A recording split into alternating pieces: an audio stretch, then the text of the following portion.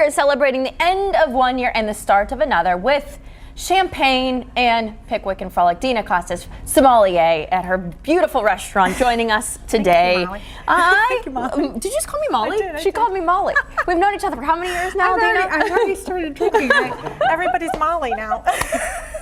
I'll take it. So you brought, okay, so it's not just about picking out the best champagnes, it's about how to serve it too, because you're going to be having parties, you're going to want different ideas on how to serve. I started thinking about things I'd like you to taste, and then I'm pulling out glassware and I'm pulling out formats, and I'm thinking, wow, this is turning into a much bigger segment about just the information of the sizes of bottles you can, take to a party. Of course, the 750. We're going to hold the elephant in the room until later. Let's Yes, get to some of these bottles real quick absolutely. first. This is a 750 regular format, and you get 5 glasses of sparkling or champagne out of that, which is fun.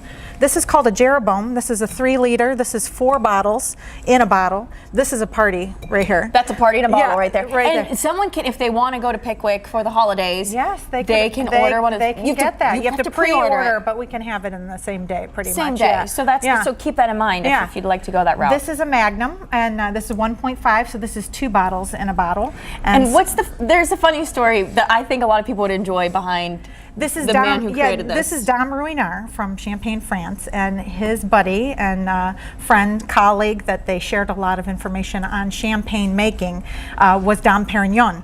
And so you know that name. Yes, everybody knows Dom Perignon. Well, this is Dom Ruinart, and when they both passed away, their grave sites are in a small chapel in Champagne, side by side.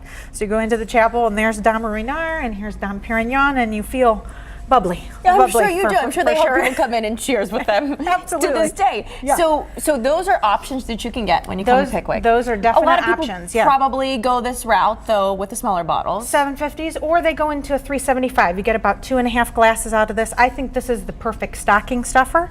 So you can just throw it in. Everyone who's of age, you can throw it right in the stocking, and it's a nice way to start and if you the day. You ever order that bottle, it's a name that people have trouble with, and Dina's the one who taught me how to. It's Veuve Clicquot, like love. Not. What are some of the names you've got? Oh my gosh, Veuve Chocolate is what I heard one day. Veuve Clicquot. Wow. Veuve, like love. Yes, I just think it's a good tidbit to know because a lot of people order that line, that brand. They do. So it rhymes with love. There you go. Very easy. Now let's talk about the glasses and the pouring of them. Yeah, absolutely. So the coupe glass goes back to the beginning of the Champagne reign for sure.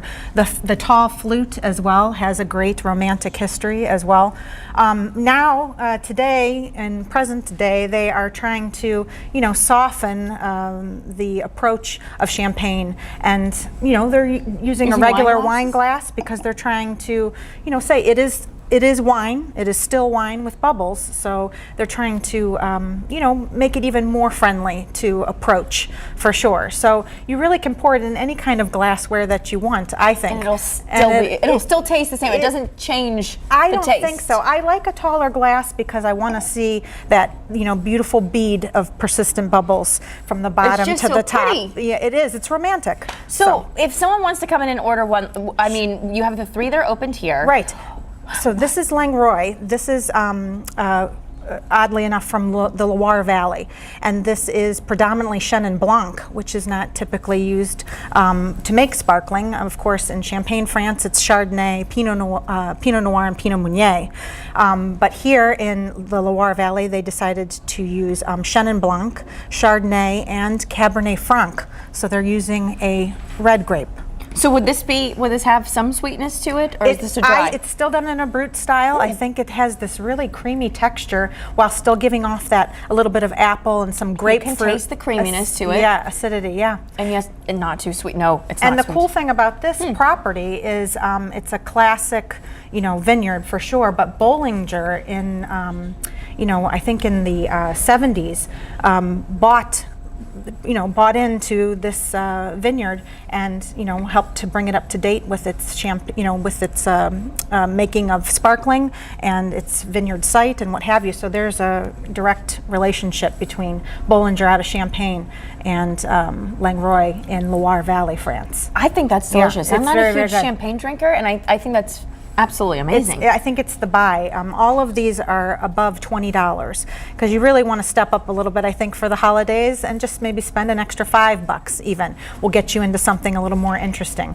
So this is a $26 bottle, which I think is well worth it. 26. Okay, what about this one? This is von Schleinitz. This is a Riesling done from the Mosel, Germany. So this is 100% Riesling done in a brut style, very, very dry. Okay, so I'm probably going to prefer this one already over this, I would say. But you probably will. I mean, it is extremely effervescent. I mean, it's really airy, that's for sure. No, that's surprisingly really good to me. Okay, good. Yes. I'm glad. So, and you know what, that's what I love about when you go to Pickwick.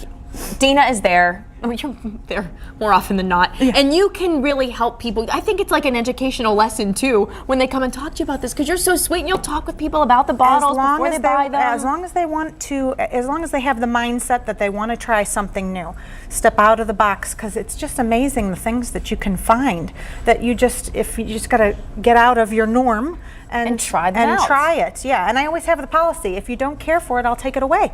You're not obligated by any means. Dina. I'll take it home and I'll drink it later, and I'll find you something that you're really going to like. Like this last one here. This one is Moscato from Asti in Italy. So this would probably be my favorite. I'm going to do this real quick because I know we got to go. Oh, absolutely. But I know how you like I can tell already. Yeah. This is what I would go with because it is a little bit sweeter, and I do like a little sweeter of a champagne. That's delicious.